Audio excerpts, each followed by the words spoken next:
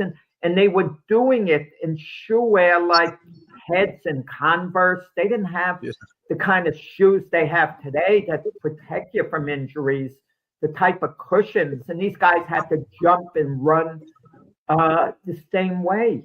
But I'll be a little critical of Will Chamberlain. Before he passed, they interviewed him. He said, "Well, if I was playing today, I think I'd average 70 points a game." He was being delusional, and it was a fool statement. Say that he'd be even better against the mountain players. No, he wouldn't have. Okay, I mean, he wouldn't have even done the 50 points a game, but maybe he would have scored, 38 points a game and grabbed 15. He would have been the best player in the league. I'll give him that much. The year he averaged 50, but he wasn't gonna better what he did, and more likely than not, he wasn't gonna quite match the same numbers. But the year, he took off with the 50 points, he would have been the best player in the league. I'll give him that much later on. So my dad told me a lot of stories when I was younger about Jim Brown, maybe the greatest football player of all time, period. I mean, track and field, lacrosse. I mean, he did everything. Great athlete of all time, you mean? Maybe, right. There you go. And of course, quit football, or was kind of went through it with a coach. He wanted to continue acting, and the coach wanted him there, and he said, "Well, then quit," and he quit. I watched some of the films of him, and I mean, when he ran with power and speed, I mean, I seen him put Rosie Greer's helmet into the side of his face, and that was a big man. So I mean, this guy was incredible. Today, could play today, right, James? This guy could be a 1,000-yard rusher easy today. For sure. Well, 1,000 yards isn't overly impressive today, right? But we have to be fair about Jim Brown and reflect. He didn't block. He just refused to block because he felt it was beneath him that he was such a great running back. To his, coach Clanton Balia. Oh man, I'm having a little brain cramp. I'm close enough on the name. He just didn't want to block. And you take a back like Walter Payton, he blocked all the time. Brown was a better, maybe pure runner. You could argue he was the best all-around pure running back as far as speed, power, and all that. You could make that argument, even though you could put up a little argument for other guys. But keep in mind, when Brown played, there weren't a great amount of running backs. So he stood out. It's not like you had Eric Dickerson, Sanders, Walter Payton, and the whole crew of running backs who they would compare him to. He kind of stood out as like the one and only. People don't even remember who the other great running backs were during his time. And if you do remember some of them, they weren't on his level. They weren't all-time greats like a Paul Hornung.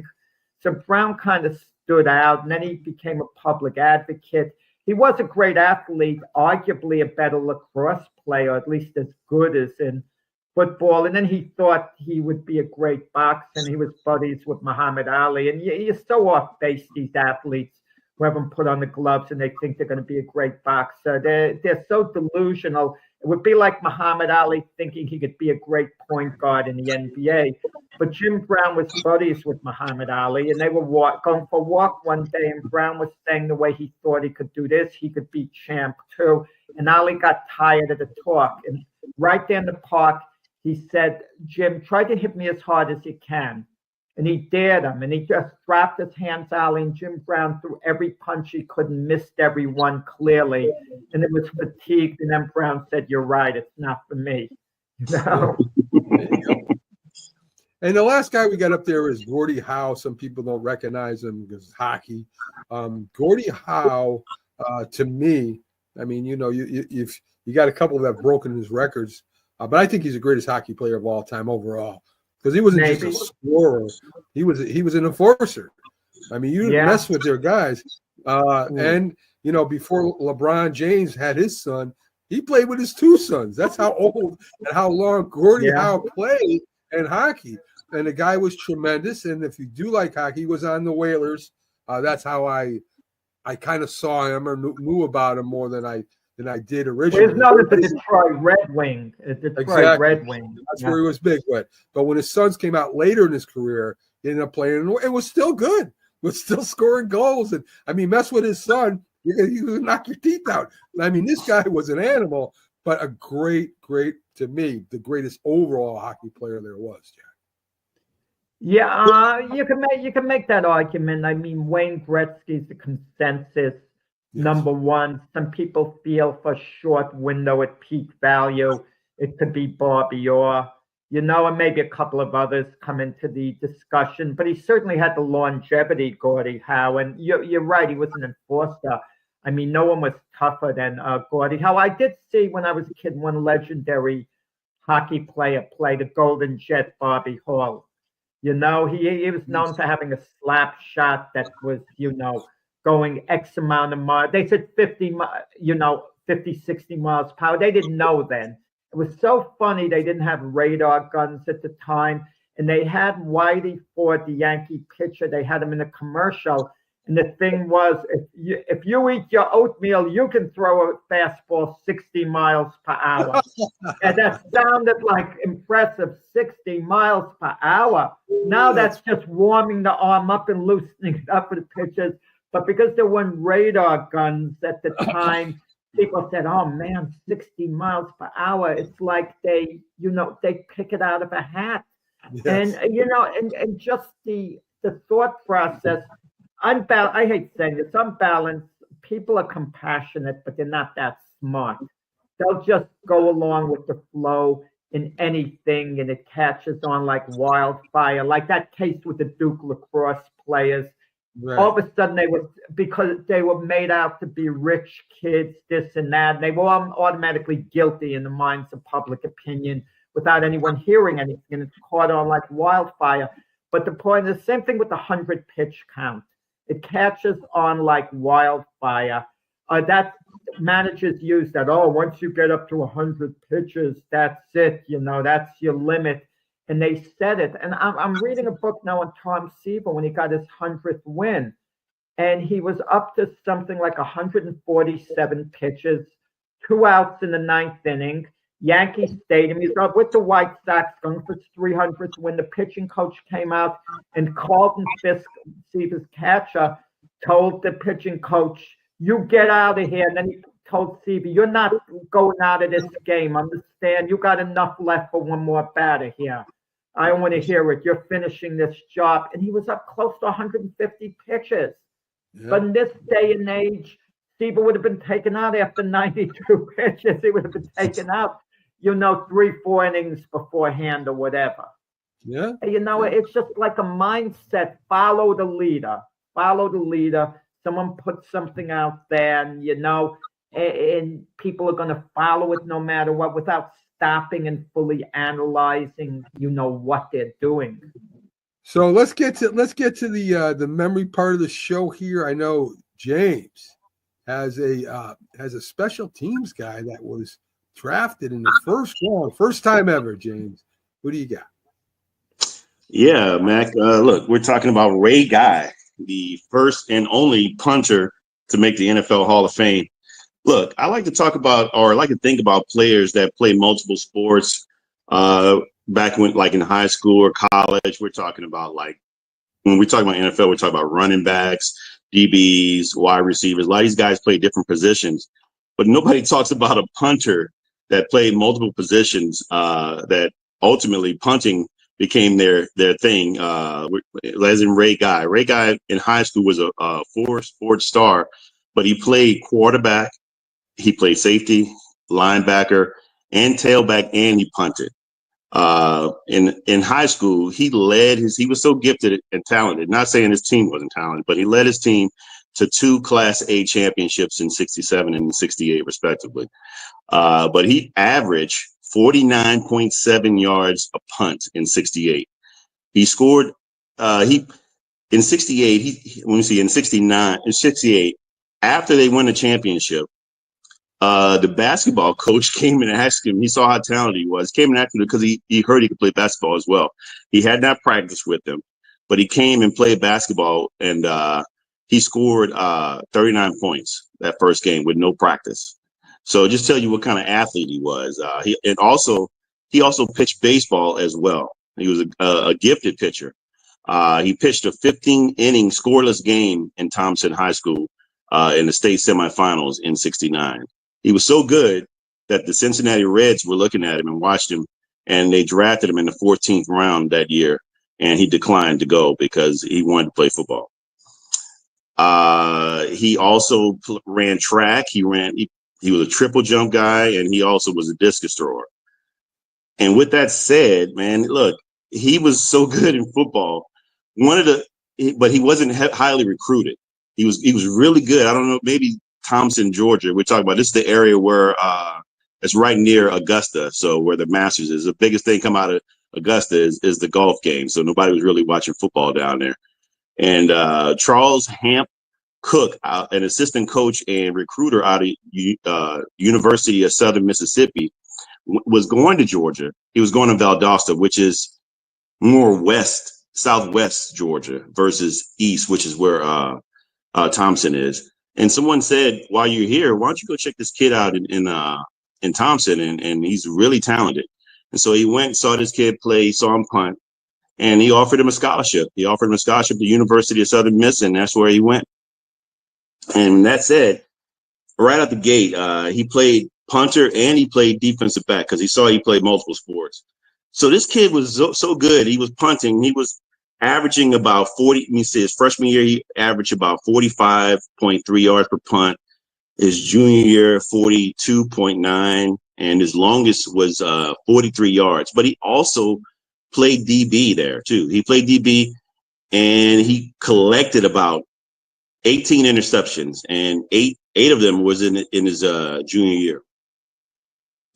He also kicked field goals for them as well. He converted about 25 field goals, and his longest, which was a record at the time, was 61 yards. So just tell you how great of an athlete he was, and how strong of a leg he had. 61 yards against Utah State, setting a record at that time. And then not only that, he played pitcher for them as well. He played pitcher for as a sophomore. He pitched a no-hitter, and that also drew the attention of the league again. And again, he was drafted. The Astros drafted him in '71, the Braves in '72, and again the Reds in '73. But he declined all of them. He didn't want to play baseball. He wanted to go to the league to play football. So at that time, Al Davis, the GM owner, drafted him as the number 23 overall pick in the first round. And right out the gate, again, he just was a superstar as a punter. No one thinks of a punter as a superstar, but this guy was. I mean, he was an all-pro. No one thought of him as a superstar at any point, James. Let's not get carried away. It was a punter.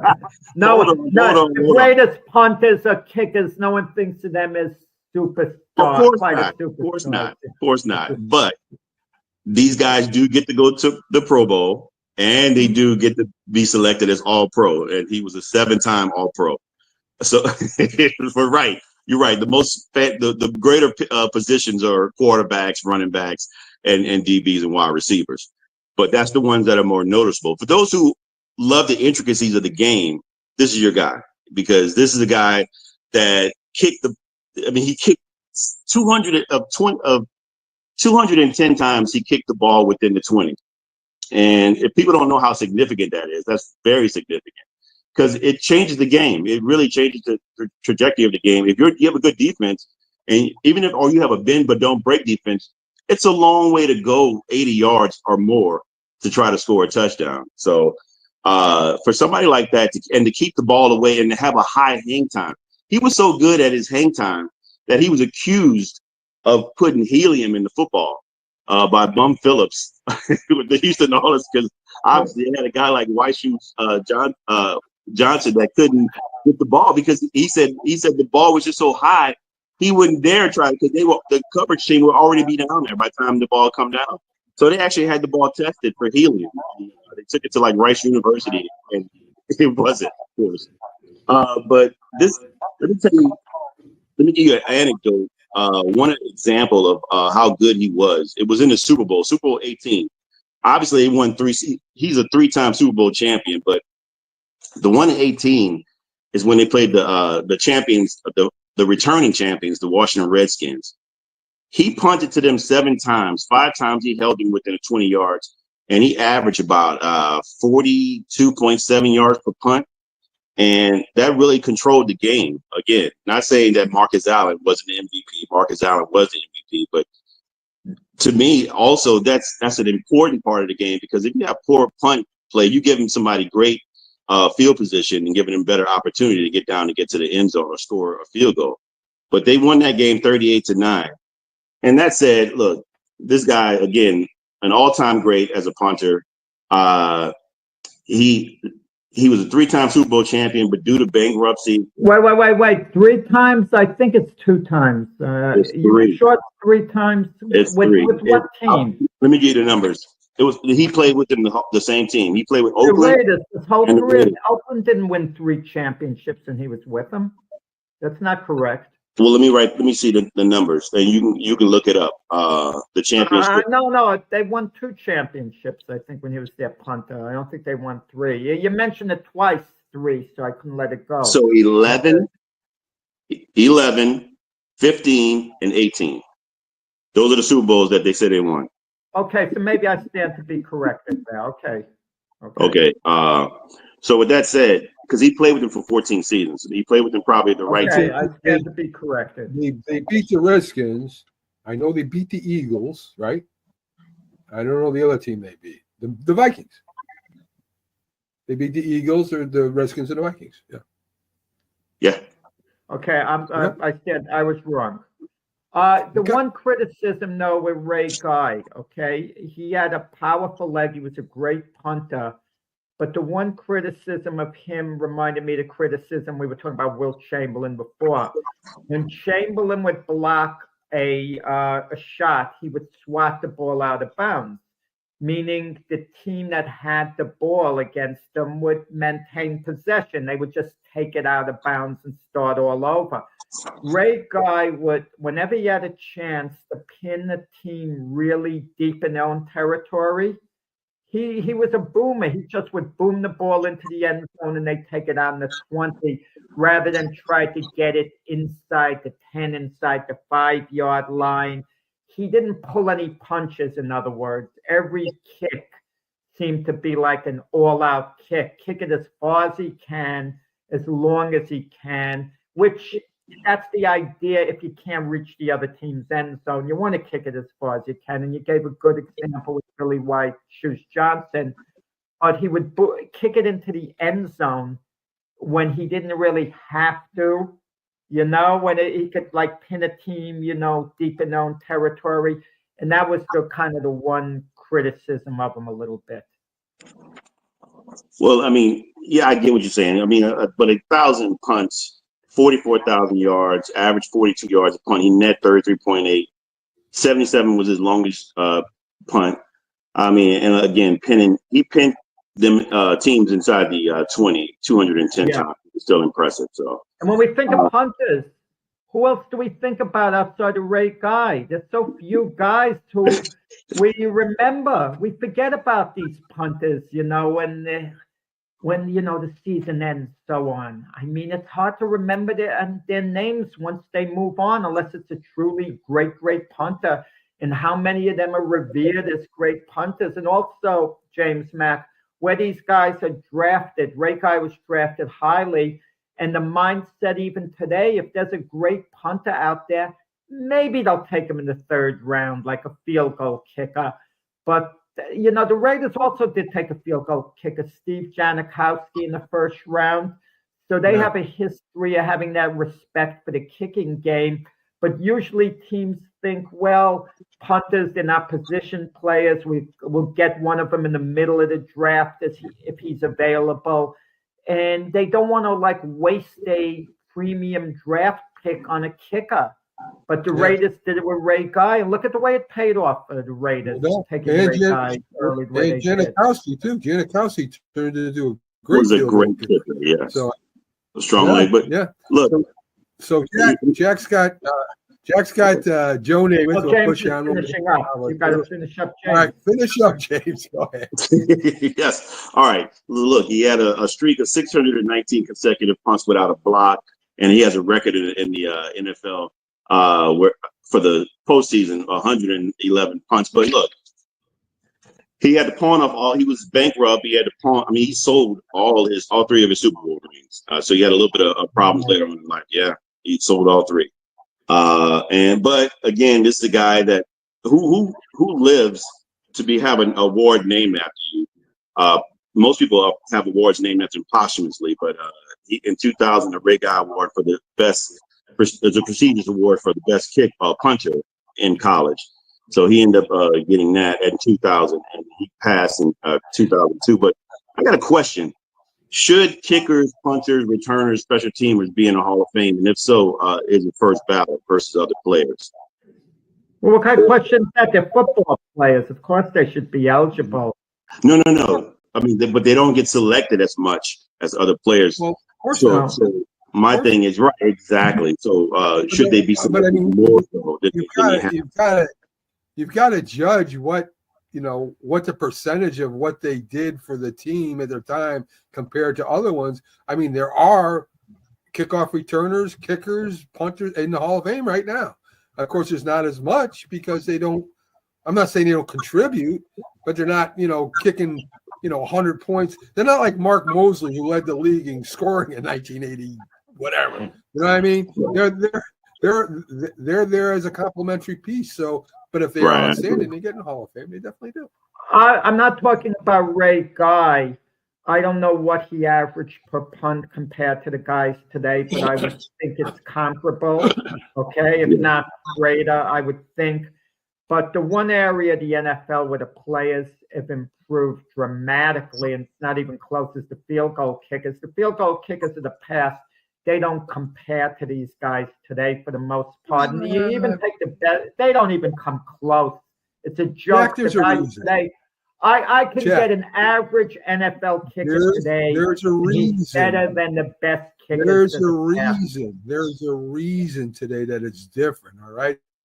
I'm not saying that the NFL kickers are stronger than the NFL kickers in the past. No, they're not. The point is the whole concept of kicking a field goal today. All right. They have no problem with kicking, like you said, kicking a 60-yard field goal. Back in the day, you didn't want to give the team the line of scrimmage at the 40-yard line. The coaches didn't do that. They weren't going to do it. If it was over 50 yards, forget it. They're going to punt the ball. They're going to make them drive the field. And while the kickers are kicking farther, they're missing more field goals than I've ever seen in my life. I don't remember our kickers back then missing extra points and missing easy field goals. So, I mean, yes, maybe they're kicking farther, but they're not as accurate as they were back then. They did it a lot in the past. It's not even you had a handful of outstanding kickers in the past, like a Jan Stenerud, the Kansas City Chief kicker. Yeah, but all in all, even Jan Stenerud, he didn't compare to Justin Tucker. And not Justin Tucker this year so much. He's been a little erratic because he might be long in the tooth. But Justin Tucker at his best was just way better than Jan Stenerud because he would kick, he'd get an extra 10 yards on the kick. It wasn't even close, Mac. Not even close. Yeah, I think I have to agree with. I have to agree with Mac here on the kickers. I mean, because you got guys like Morton Anderson, Nick Lowry, Tom Dempsey. These guys actually kick 60-yarders. It was rare to do it, but they kick 163-yarder. Don't compare him to the great. But it still happened. It's still. Right. But my point in saying that is that I agree that it wasn't that they couldn't do it. That's my point. They could not that they couldn't do it, but they could not do it. They could not do it. Yeah. And I'm going to tell you, and I'm going to give you I'm going to give you a case in the championship game between the Baltimore Colts and the Green Bay Packers. The game that was played the year before the Super Bowl came into existence. Lombardi's Packers against the great Colt teams, coached by Don Shula. Great Hall of Fame players on both sides of the ball. Lou Michaels was the Colt kicker, okay? I mean, the game's on the line. He's kicking a 48-yarder. The ball is short to the outside, missing. I It happens remember the today. Buffalo Bills had a kicker, Booth Lustig. He tries a 34-yarder that's 5 yards short. It was those guys were not in the class of today's kickers. But Mac mentioned that guy missing no kick now. They're missing extra points right now. They hardly ever miss extra points. A lot of guys are missing extra points right now. Well, it's not a 10-yarder. This has been one of the worst. They're kicking from what did they kick? This has been one of the worst years, Jack, for field goal kickers. One of the worst. Look up the stats. They're missing everything. Listen, guys, the goalposts were in then. They weren't 10 yards back. It's still back in the day. It still counts the yardage, Jack. They still include that 10 yards in the back. And the guys in the past, it was extremely rare where they were able to make a 50-yarder. If they kicked a 45-yarder, we'd think, oh, what a long kick. And that's what the goalpost 10 yards in. Because the coaches didn't want to kick field goals. They couldn't kick. It wasn't that. They tried it. They just weren't good enough. Stubborn. You're stubborn. I mean, listen, I'm going to do mine first because that's what I'm talking about, is special teams. Okay. The most popular of the special team players is, of course, the field goal kicker, because he's kicking the extra points. He's kicking field goals, game-winning field goals. He also misses game-winning field goals and extra points, as we have seen this year. If I had a do-over, I would have learned how to kick field goals. The heck with quarterback. I would have tried to, because that is, I mean, you hardly get hit. If you can kick that ball, I mean, you might be able to get on any team. So originally it was straight toe kickers. That's what was in the NFL. The ball was a lot not as tight and skinny as it is now at the end. There's a little more oval. So they kicked the ball with their toes. And there wasn't the first soccer kickers, believe it or not, was Pete Gogolak and Charlie Gogolak. Pete Gogolak played later for the Giants. Charlie played for the Patriots. And as I said before, Mark Mosley was the MVP of 1982, the scoring leader in 1983. Super Bowl, he went to the Super Bowl, All-Pro, 4 Pro Bowls, and in the Hall of Fame. Imagine being the leading scorer as a kicker. And I think that was a strike here anyway. We mentioned Jan Stenerud, played 19 seasons for Kansas City. Super Bowl champion, All-Pro, 4 Pro Bowls, Hall of Fame. I remember him against the Minnesota Vikings. The dude just kept kicking. I don't know how many field goals he made against the Vikings in the Super Bowl. It's quite a bit. You brought up Tom Dempsey. Tom Dempsey was born without toes on his right foot. I don't know if you knew that or not. Had a special shoe. Of course, they said maybe that's the reason why he kicked the 63-yard field goal. But he did kick the 63-yard field goal, beating who else? Detroit, 17-16. So that was a game-winning field goal. We had a barefooted kicker. Remember that, James? Yes. I don't know who it was, but I do remember. Tony Franklin. Tony Franklin kicked without shoes. He said that it made it more accurate and gave him more power. He listen. He got NCAA record 65-yard field goal in 1976 and 2 60-plus field goals in the same game. So there you go. I mean, I guess it worked for him.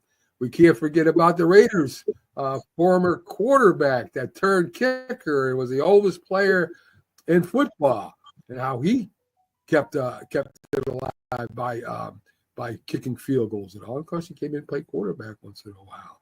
So can't forget the old man.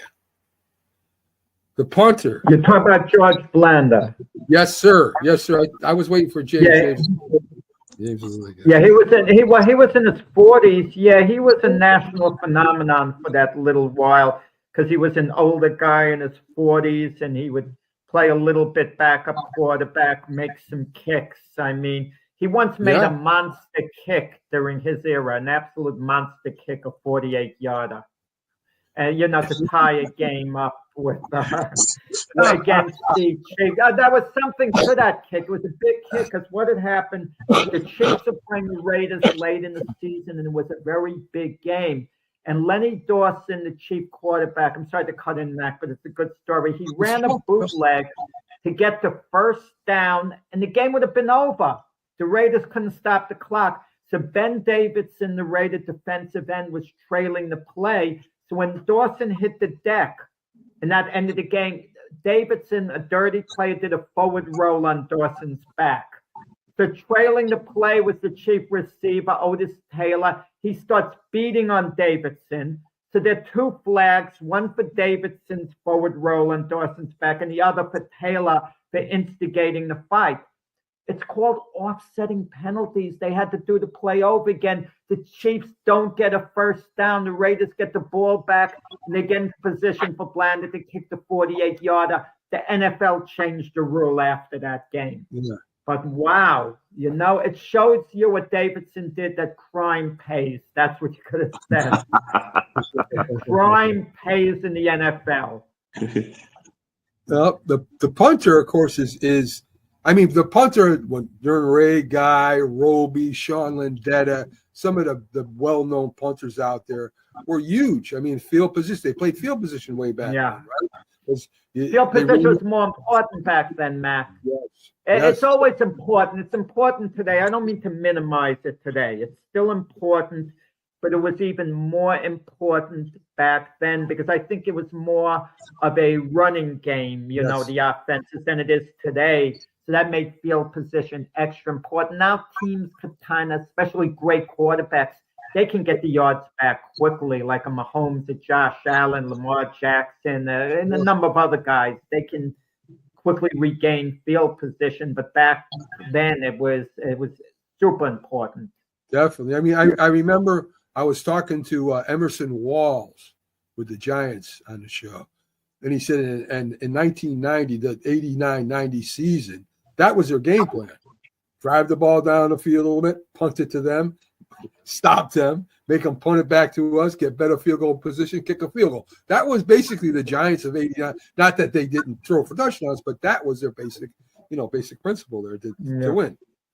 So, the offenses, like you said, have changed with more passing. Sean Landetta did it for years. And when you have a great defense, you can pin them inside the line, even today, and get some good field position out of it. You talked about two-way players. I know Jack remembers this guy. He was a quarterback and a punter. In fact, he started out as a punter when Roger Staubach was playing, and then he took over as quarterback and still punted, Danny White. And Danny White's a little underrated. I mean, he almost won a championship game. He played pretty well. James Jeffcoat. He kind of says he was a little underrated. He was a pretty good quarterback. So there was a guy you didn't know whether he was going to punt and shotgun or throw. Well, he wasn't. To me, he was average, but he was good in this sense. When a guy can play more than one position, he helps the team a little bit with roster flexibility. Like if you have, let's say you have a position player, and you could use him in an emergency as a third string quarterback. That he has a little experience. Let's say he played in college, he quarterbacked 1 year, his team in college, but now he's a position player. You like a guy like that you can throw in. At least you could, run a modified version of your offense in an absolute emergency. Yeah, but this was different. He started as a quarterback. He played a good amount. I thought he was pretty average as a quarterback. I did too, Jack. I don't really remember how good he was, but the quarterback, he was so. So the kick coverage has changed a lot too. Of course, we got new rules now. They're trying to bring back the kickoff instead of just leaving it alone. And of course, because of safety. What they used to do back then is they used to form a wall. And they would go down the middle field. They would lock arms, and you would have guys that would just run fast as they can to break the wall. So talk about like a missile. Try to break the wall. You get your arm broken. They break a guy's arm. I would be scared. I used to kid James when we had Jim Jeffcoat on this show, great player. What would be worse a punishment to take if you were forced to take your punishment? You cut across the middle for a pass, running as quick as you can, and have the meanest linebacker cream you, just flatten you. Or be on the bottom of the pile And the meanest guys think you have the ball, and they're abusing you for about 30 seconds to get the ball, trying to hurt you in every way possible. But now I got a third one. I wish I'd known it at the time, to talk about the wall. Could you imagine being forced to hold your arm and a guy runs right into it? Oh, man. You see that in soccer, fellas. You sometimes see that in soccer. They kind of have a wall on like a free kick, and you see the players kind of wincing on the wall because the ball could be kicked point blank right into their face. Yeah. You could see the fear in them in the soccer wall. So those guys were called wall busters. So anyway, punting coverage. The outside guys are called gunners, of course. And the gunners normally have two blockers. And those blockers will knock you down, knock you out of bounds, hit you, so you can't get to the guy. The best guy at it, really, was Matt Slater with the Patriots. He was a 10-time Pro Bowl, 5-time All-Pro. I don't know if he's in the Hall of Fame yet or not. But I know he will be in the Hall of Fame if he's not. But unbelievable. Played for 10 years, but was a great special teams player. I don't know if you remember Steve DiAsi. Good. No, I was just going to say Matt Slater probably going to be the first guy at his position to get selected if he does get selected. Yeah. I don't think there's anybody in there like that. No, I think didn't Bill Belichick say he was, maybe him, Tom Brady, that, I mean, he put him in the class of Brady as far as a special teamer goes. I mean, different position, of course. Right. But he put him in the position as being in like an all-time great. Yeah. No, I mean, he was great at his job. I agree. Yeah. Really was. I don't know if you guys remember Steve DiAsi, but he played for Dallas and the New York Giants. He was a long snapper. And me and Jack used to give Byron the whole time hard time. Get your grandkids to become a long snapper. Never mind wide receiver. They can play forever. All you got to do is snap the ball to the punter and the kicker. So, I mean, obviously, if you have a choice of a great wide receiver, great long snap, you'll take a great wide receiver. But a long snapper, I mean, a really good one. I mean, it's a real specialty. I mean, how many times have long snappers thrown the punter's rhythm off, or on a field goal attempt, the snap throws the kicker off? These guys like the long snappers and even the holders on the field goal attempts, these guys are so crucial. Yeah. Steve DiAsi was the snapper, but he also covered punts like nobody else. Steve DiAsi, for example, in 2018, he also played linebacker for information. Long snappers had 18 tackles. In 1988, now that's 18 total for every year. DiAsi had 22 tackles. I can remember him in the Giants. He would cover, he would be down there one of the first guys hitting the guy after he snapped the ball. So, I mean, it really let the team spread, play the lanes better because you had that going. Guys, maybe remember Bill Bates with the Dallas Cowboys. James, remember Bill Bates? I do. No, I don't. They actually created a spot on the Pro Bowl for special teams because of Bill Bates. He was in there in 1984. He had 216 special team tackles. He returned punts in 1985, 14 career interceptions, 7 fumble recoveries. And he also started as safety for Tom Landry. Remember that for 3 years when they introduced the dime package where they had, 6 backs, 7 backs, and he was a safety there. So he was part of the Tom Landry dime package. So now finally we get to returners, the most exciting. Who can forget Darryl Sproles? 3 times Pro Bowler, Chargers career kickoff returner, tied for the Eagles records with 4 punt return TDs, 7th in all-time yardage. And he was a little dude, man. A little bowling. I mean, you could tackle that guy. That guy was great. Cordell Patterson for the Bears. Isn't he playing for the Vikings right now? No, he's playing for the Steelers. The Steelers. I know he played. You mentioned returners, Mac, and to me, kick returners. I'm not talking about punt returners, kickoff returners. They're not nearly as important. If I'm a coach, I want the ball on the 30-yard line. I'll settle for it. It's not the 20, it's now the 30-yard line. So let them kick it into the end zone, and I'll gladly start on the 30-yard line. How many times have we seen a guy return a kick, and they say, oh, what a great kickoff return, and he gets it out to the 37-yard line. Just like an extra 7 yards for all that. Give it to me on the 30, but punt return is a different. They have a chance to break something, do something a lot more special. The only time I would disagree with you, well, first, the kickers sometimes do not kick in the end zone and force you to return it. But if you need a big play, say if you're behind by a couple touchdowns or something, and you need to make something happen, maybe you can break it. And that's the only time I would have. Other than that, I'm with you, Jeff. Just take it at 30-yard line. That's. I don't know why they go to 30, and why do they go to 30 now? It used to be the 20. It used to be the 20. They push it out now. I think because they changed that number because of the rule change and how they receive as well. It's all a safety thing, but they've got to tweak some of these rules. I mean, why even bother to kick off? I mean, let them just give the team who's receiving the ball maybe the option of getting the ball kicked to them or just getting it on the 30 or whatever, and move the game along. Don't waste that time with having to kick a boom in the end zone. It's not a bad idea. So anyway, Patterson Bears is even. He's playing the game. Came back after rule change. He has 9 kickoff returns for touchdowns.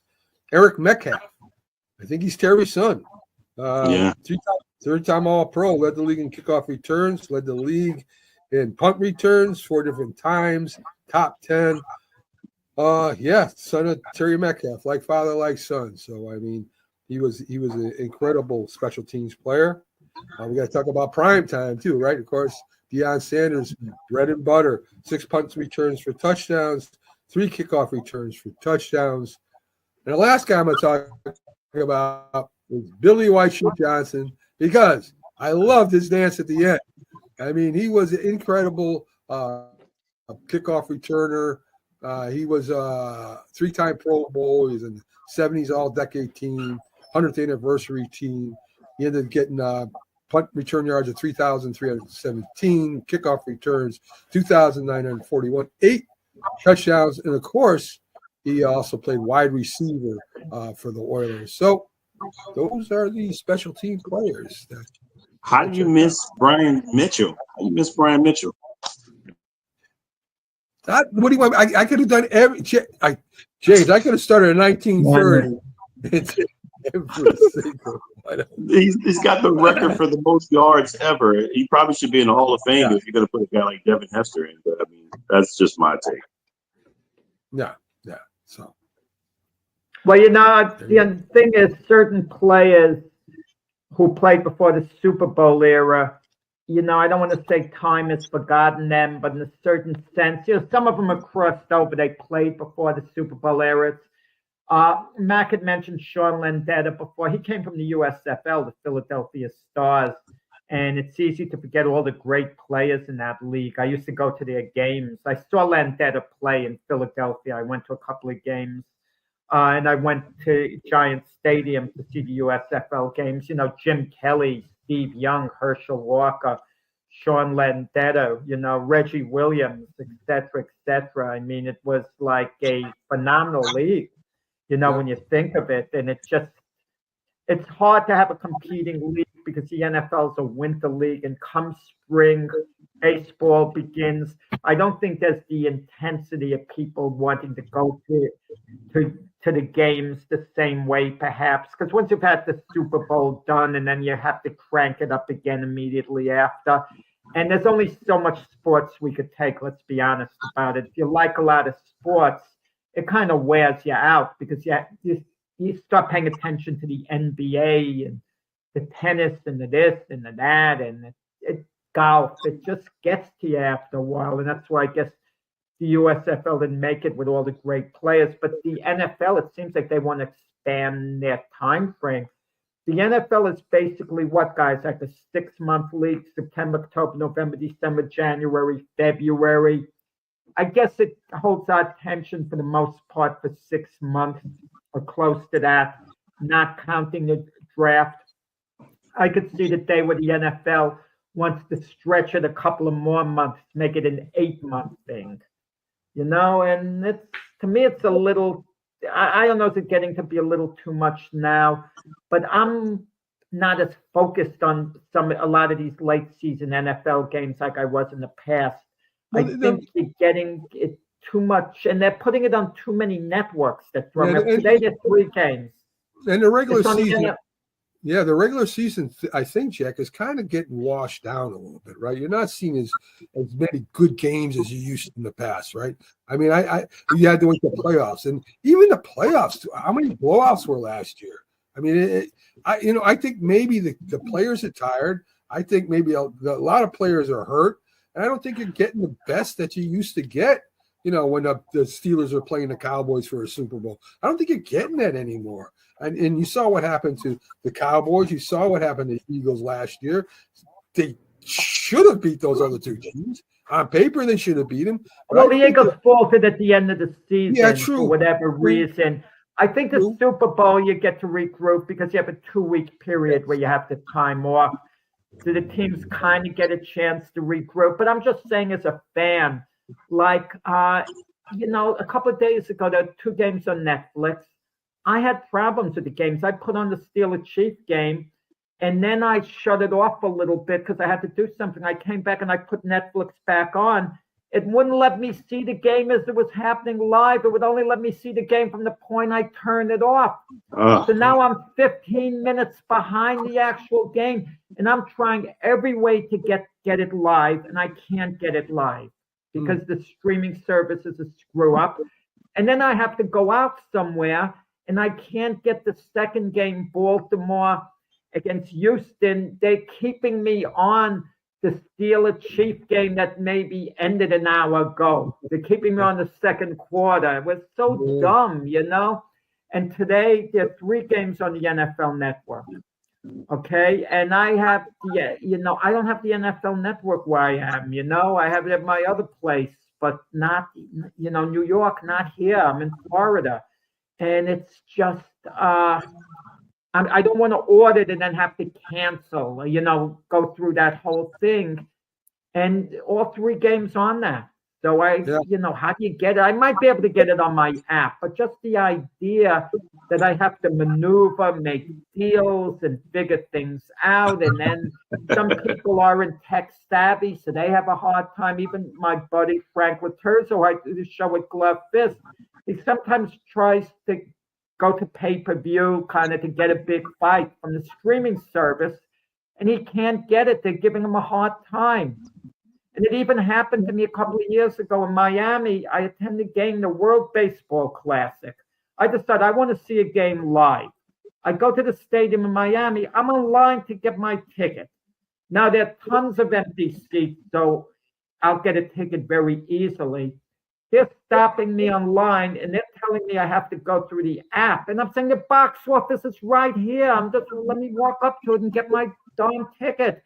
I have to go through the app. And they charge me a service fee. I have no choice. It's like it was blackmail indirectly. It's service. Why can't I just go up and get my ticket where the box office is over there? A service fee. It's ridiculous, Jay. It's ridiculous. Yeah, it really is, and it's discouraging. Yeah. It's no life. It's enough. You got to pay for the parking. Okay, I can understand that's part of the deal. They're going to charge you for parking or whatever, But to me, but you're online already, and you go there. And then there was another time. There was another time too. I went through the app, got tickets for a game. The app wasn't working beforehand. It wasn't confirming my tickets, even though they took my money. And they kept telling me, just go to the stadium. There are people there who will clear it up, not to worry. And one of the better known, places you get tickets online, it wasn't a fly-by night. I go to the stadium and they're giving me the runaround, and I go back and eventually I get my money back. But to go through all that and waste my time. To see a game, Yeah, just to see a game, it's, they had an article, I think in Sports Illustrated, whatever happened to the ticket stub. Remember, it used to be a big thing. You'd see a ticket stub to the game, and I guess those are outdated. Even programs, are they outdated game programs? Are they still popular, like collector's items? Maybe for Super Bowl, it's a collector's item. Yeah, I know I don't know. When we went to see the Giants and the Jets preseason, there was no program. I don't know if they don't do it for preseason games or not. Maybe they just don't do them. But I would imagine that you would have, for a big game like a Super Bowl or championship, you would have some kind of thing about the players and stuff, I would think. Well, it'll be in the program. A program is probably almost a waste of money now. Everything's digital, so they're gonna. I mean, you can look at everything on your phone. Yeah, you get the extra program. Yeah, get the app. You know what? But that's a good thing. But that's actually a good thing, being able to get information. Because I'm writing a book right now, Michael Spinks. So I'm watching all his fights that I can get on YouTube, taking notes meticulously, picking up on things. Even though I have a recollection, it doesn't compare to being able to see it all over again, remember all, the little tidbits that you could add in. Sure. So it's good that you could go to YouTube. You don't have to go to the library. The library is still great. Don't get me wrong. I'm not putting it down. But you could get so much information by, Googling things. Not that you should necessarily remember or believe all that you Google, but it's a great source of information how you could go, and Google things. Like even we were talking about the Raiders before with Ray Guy with the amount of Super Bowl teams. We could make a quick reference to that, and I could get corrected that he was on 3 Super Bowl winners, not 2. Right. So today we do have 3 NFL games to go along with college football games. This is that type of year, right? Christmas, New Year's, everybody's playing all the time. Did you hear LeBron, Matt? LeBron James was complaining about the NFL stealing the NBA's thunder by Christmas Day, putting on their games. I mean, I like LeBron, but since when does the NBA have a foothold on Christmas Day just because they started putting on the games? And it's a free enterprise. People see what they want to see. I mean, most people would rather see an NFL game, a late season NFL game, than an NBA game, for the simple reason the NBA games aren't nearly as important. I think he knows that the ratings are down in the NBA and its totality, and the best day is probably on Christmas Day to get a high amount of ratings. And why are the ratings down, James? Many things. We're talking load management, lack of stars in the north. Too much 3-point shooting, going up and down the baskets. It's just not as good as the 3-point shooting. Excessive. It's a lot. Yeah. You know what I would love to do? Load management. I would have loved for the Warriors and Lakers to sit LeBron James, Steph Curry on Christmas Day, claiming load management, picking that day. That would have been great. I would have loved it. Awesome. That would have been awesome. Yeah. Stick it to the NBA. The coaches are probably ticked off on the players. Maybe they want to get back at their league, make a statement. I don't know. There you go. And would it even be better if they started Bronny in LeBron's place, and that would just be No, that might get good ratings. That would it might, right? You never know. Yeah. I mean, all those Bronny fans out there. Yeah, folks, thanks for tuning in. College games today, NFL today, all kinds of sports on today. We'll be back tomorrow with a big football show, 8 a.m. on Sunday, and we'll be reviewing all the football. There's going to be plenty of football to get to tomorrow. And, of course, we'll give you our picks. Jack, from this famous trivia question. I got it back for him since I'm running the show. We got him answering the trivia questions again. Your favorite part. Folks, your favorite part of the show. And